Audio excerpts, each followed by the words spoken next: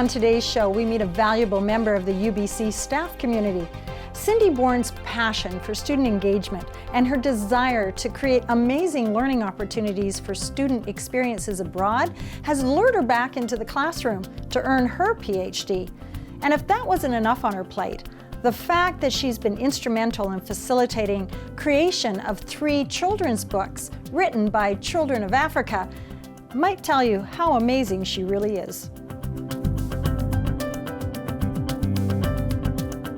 Cindy, you're a manager here at the University of British Columbia, Okanagan campus, and a PhD student. How do you manage to do that? It's a lot of work, time management, a fair amount of time on weekends. I do take occasional ed leaves to conduct the research. So.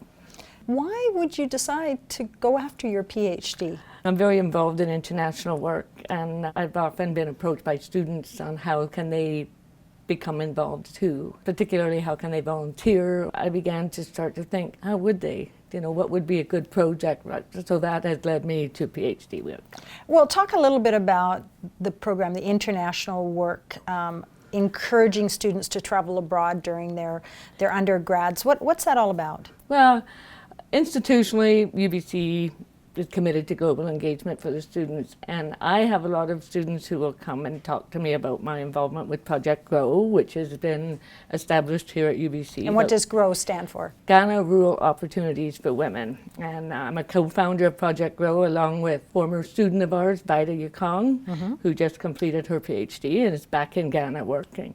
Project GROW is in what we call a challenging context, poverty, low literacy levels. It's up in the very rural areas of Ghana. And literacy, which is very important to me, became kind of an interest for the students as well. So that drew me to the PhD. Well, maybe we should talk a little bit about the work you do here at the university. Yeah. Talk about the area of your expertise. I am a manager of learning centers at UBC, so I manage the Supplemental Learning Program and the Math and Science Center. I also conduct a number of study skills workshops and support students who are making that transition to post-secondary. Quite often they find some things a little bit more difficult than they expected, so some of the programs that I offer are focused on learning. So you actually have drop-in centers where students can come and get assistance in, I think, English and math. I manage the Math and Science Center, which is a free drop-in tutoring 5 days a week. I also manage the Supplemental Learning Program, which is where we put a senior student who has done well in a high-risk, high-fail course, quite commonly chemistry, applied science. Right. So they put a senior student in the class, they attend every lecture, and then they hold out-of-class sessions and show students how to get to the work. It's a remarkable program. Peer mentoring is always an excellent very strong program. Yeah.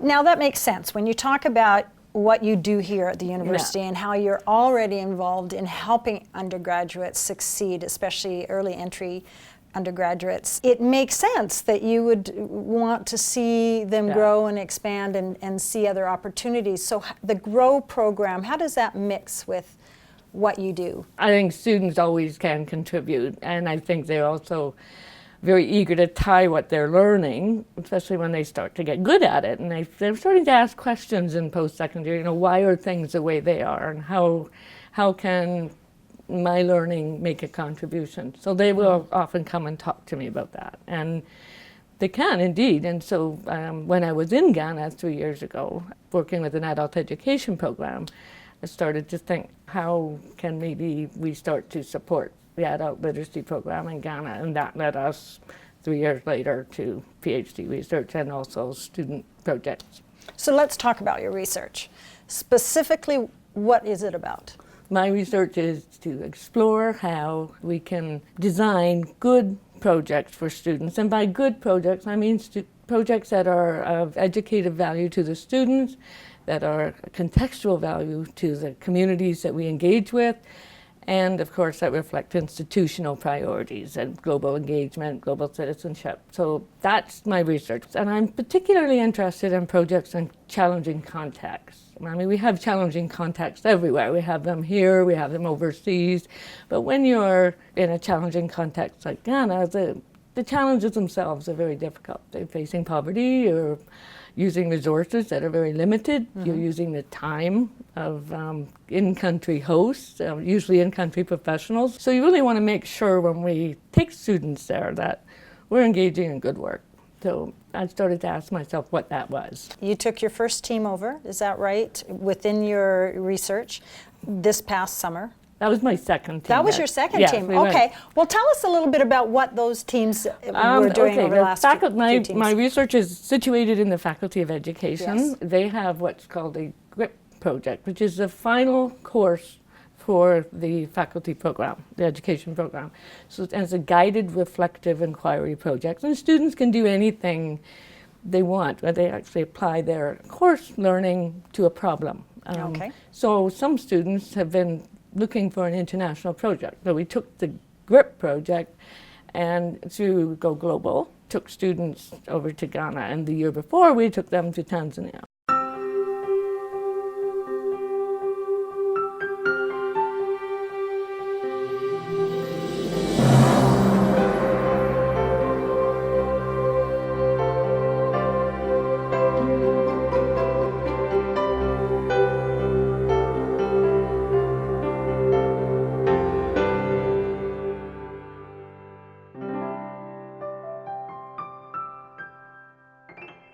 You have come up with these students that you've taken from here to both Tanzania and Ghana and created a beautiful book. Tell me the story behind this book. The book that we did recently in Ghana is actually a collection of folk tales. Traditional folk stories have never been printed. The Nabat community that we work with, their language is an oral language, so those stories are handed down from elder to elder. We went into the schools and worked with the school children, so the children told the stories in Nabat, then they translated them to English, and then they storyboarded them, and the students from UBCO had taken workshops to prepare them for actual storyboarding techniques. So when they went with the technical knowledge on how to turn these into books.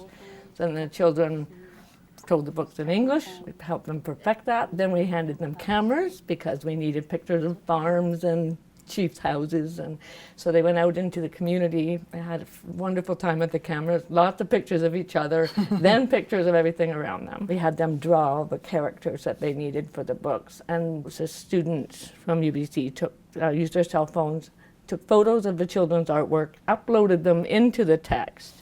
Wow. And maybe went. It was really neat when I was looking at the books how you took the photographs and you overlaid the artwork and brought the story to life that way. A very, very innovative way to It was to really demonstrate. exciting. And the students, I must tell you that the UBC students went in, one or two of them knew how to do it when they got there. Right. All of them knew how to do it within 3 days of being there. They spent hours putting these books together.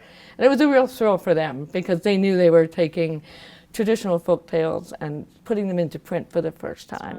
So in Ghana, they're publishing the books. There'll be about 3,500 books published. Okay. Half of them will go into the school, and the other half will be distributed and sold in the community. Everyone was excited to see the books. They know these stories. They've grown up with them, but they've never seen them in print. How many books do we have here? Is it possible for people to Yeah, get you those do. books? Actually, we have, we're selling them books as an anthology here. People can pick them up and they'll be sold around campus and they'll be able to find them. And they also have a Christmas card campaign that we use with Project Grow, and we've added books to that this year. So people can participate in getting those books to the schools. And for a very small amount, really, to publish them in Ghana, every school would have about 20 of the books. And those books will then go home. And this is the exciting piece. Wow. So they'll take the stories that their parents grew up with and be able to read them to the parents. And inside those books are some of the first Nabat words, and that's connected to Robin Giffen's master's work, where she's creating an alphabet for the Nabat people. So this enabled Robin's work to get into books. And she is a student here, Robin? Robin is a master's student in the barber school. Wow. And she's been working with Vida quite closely to create an alphabet. So she went to Ghana at the same time we were there, worked with the community. Wow. They took the alphabet, they placed it into, created words, and then some of those words went into the book. So we have 80 of the first ever Nabat words in the books. Wow. first time the stories were ever told. So very powerful experience for the UBC students to watch something come together like this, and very powerful for the kids. When the kids would see the books for the first time, the classroom just went silent. Wow, and they, powerful. And you heard in the back, "That's my tree." And so just a very exciting time. So. And for you as a PhD student, Yeah. what did that do for you? It was very, very satisfying, and allowed me to say, okay, what is a good project? Is project worth doing? And so I was able to start to build out some design principles that would actually lend themselves to creating a good project that was worth doing for all parties, and very worth doing. They want us back this year, so we have every intention of going back. So what's the next big thing for your PhD and your projects that working with students? The next big thing for this project, the schools are already building material for when we go in June. So when we arrive, they will have all kinds of books. Matter of fact, it will be difficult to get them all done.